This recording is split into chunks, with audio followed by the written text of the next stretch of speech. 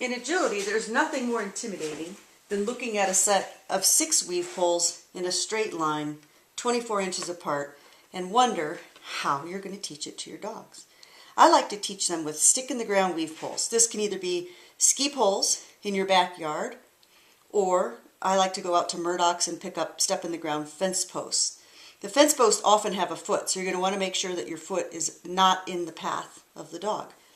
I start out by always having a mark on one of my weave poles or a stick or something that's 24 inches long so I can keep track of the spacing that we're building to.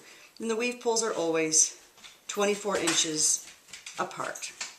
But we don't start out like this. How we start out is with the weave poles well spaced. So I'm going to now move the right side weave poles out 24 inches from the other side. So now these 2 poles are 48 inches apart, as are these 2 poles, 48 inches apart.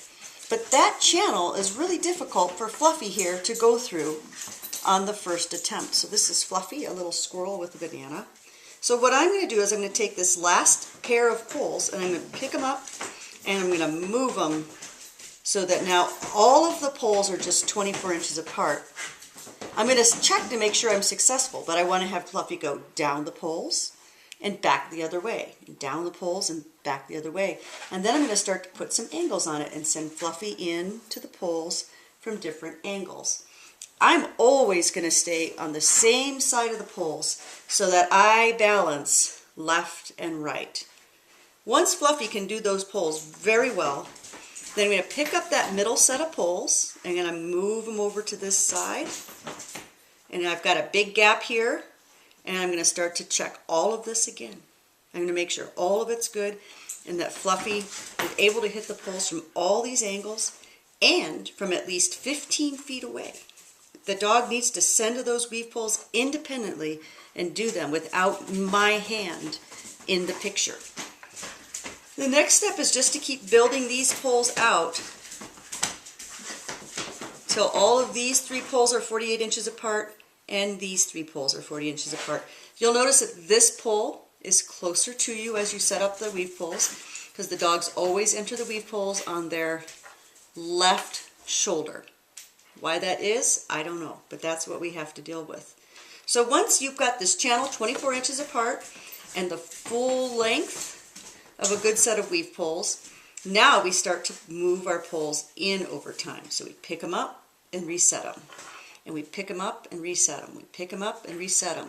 Every time we do that, we make sure Fluffy can go straight up and down and hit all the different angles to get into these weave poles without skipping any. Ideally, we're going to have at least a 90% success rate, and we want that success rate again to be at least 15 feet from the weave poles.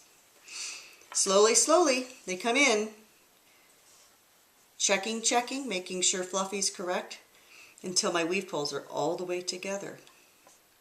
Now what happens if Fluffy misses the weave poles or makes a wrong entry? It's easy. They're just stick-in-the-ground poles. You pick them up, you move them out, and you make the channel again. You might have to grow your channel and collapse it many, many times. Grow it, collapse it.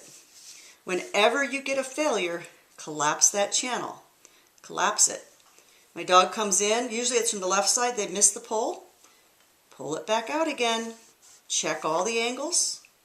Check all the angles. Make sure the dog can go straight and fast. Make sure they can come in at acute angles. And then you close it up again. And this is a bounce. When you fail, pull it back.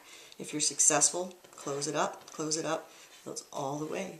Once you get to this point, and you're always at least 15 feet away, your dog is doing these weave poles independently, you're ready to trial.